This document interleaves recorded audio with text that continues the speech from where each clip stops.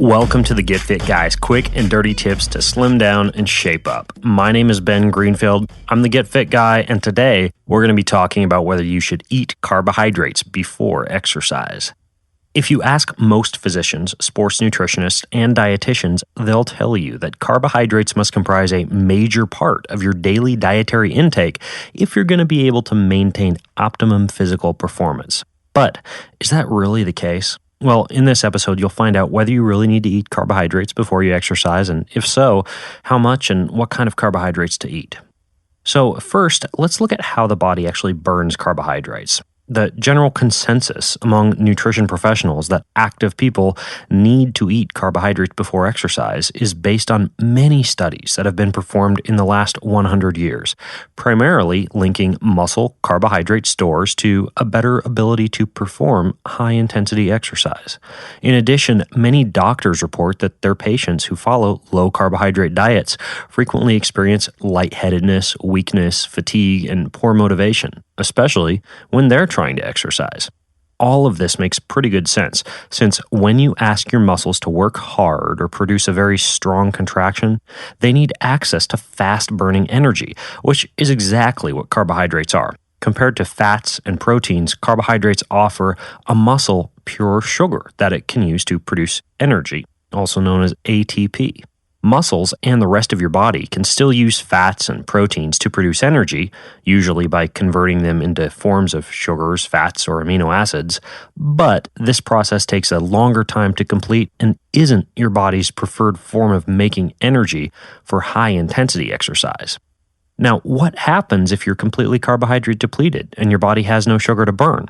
Well, first, you'll find it more difficult to produce an intense contraction like a maximum bench press or an all-out sprint.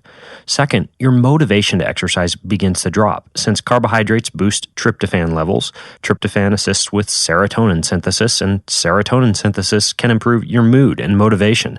As a matter of fact, researchers from Arizona State University found that a very low carbohydrate diet significantly enhanced fatigue and reduced the desire to exercise in overweight adults.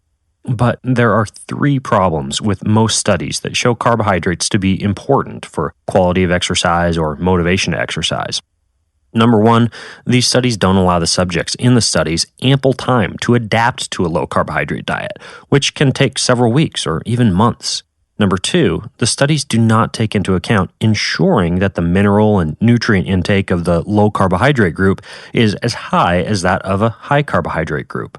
And number three, the subjects in the studies are fed with a higher protein diet, which can increase production of potentially acidic compounds that could actually harm exercise performance.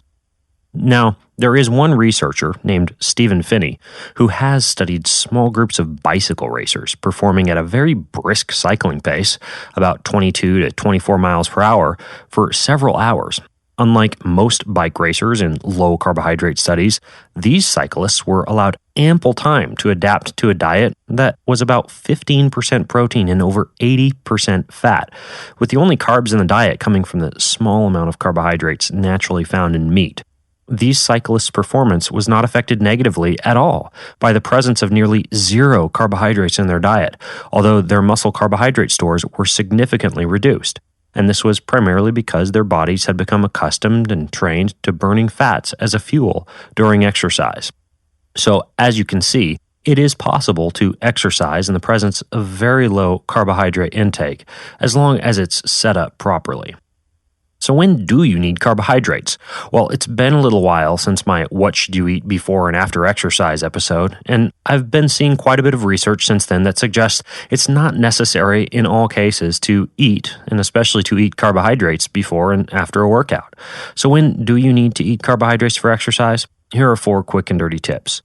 Number 1, before long workouts and during long workouts, moderate your carbohydrates. During long cardio workouts that are typically done at an aerobic slow pace, your body is very efficient at using fats as a fuel, especially when your intensity isn't all that high.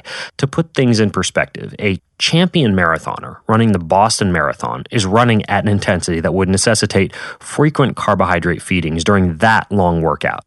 But for you, in an easy 90-minute morning jog, you don't necessarily require carbohydrates. You can simply roll out of bed and start running. I personally do this quite frequently.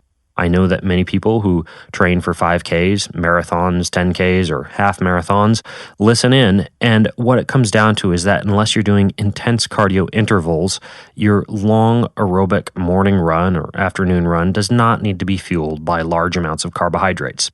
Now, the first couple weeks of not eating a lot of carbohydrates during these workouts will be somewhat unpleasant as you grow accustomed to relying on fats as a fuel. And for that reason, you can wean yourself off of long workout carbohydrates by having something like a sports gel about halfway through. But ultimately, you won't really need that many carbs. Number 2, you should eat carbohydrates before or during hard cardio workouts. During hard cardio workouts, your body's sugar needs are elevated and the muscles rely more on fast-burning carbohydrates as a fuel. But it's important to understand that you really do need to be exercising at a high intensity.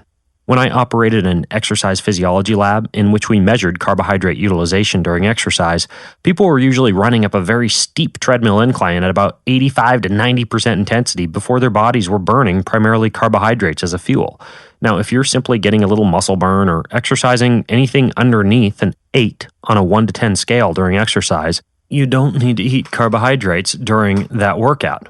Now, if you are actually at that high of an intensity, then you're probably working out too hard to eat anyways, in which case you can simply consume an easily digesting carbohydrate before you begin your workout. Fruit, potatoes, sports drinks, or energy bars would all do the trick, and they're generally best consumed 30 minutes to 2 hours prior to your hard workout. The bigger the meal, the longer the time you'll want to allow for digestion. Number 3, eat carbohydrates before or during hard weight training workouts.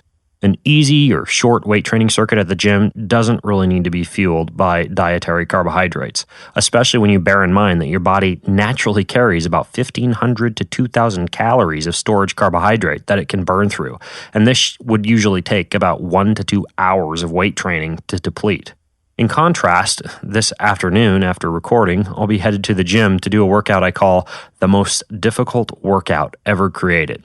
And I will link to that in the show notes over at getfitguy.quickanddirtytips.com. It's about 2 hours of brutal weightlifting, and I've actually just finished a meal of rice crackers, yogurt, and honey to get me ready for it. Number 4, carbohydrates should be eaten before or during high-calorie burning sporting events that require high amounts of focus. Due to that tryptophan-serotonin focus connection I mentioned earlier, and also due to the fact that low blood sugars can potentially decrease your intensity, you shouldn't venture fasted or only fed on fats and proteins into a workout that's something like a high-intensity 2-hour tennis match.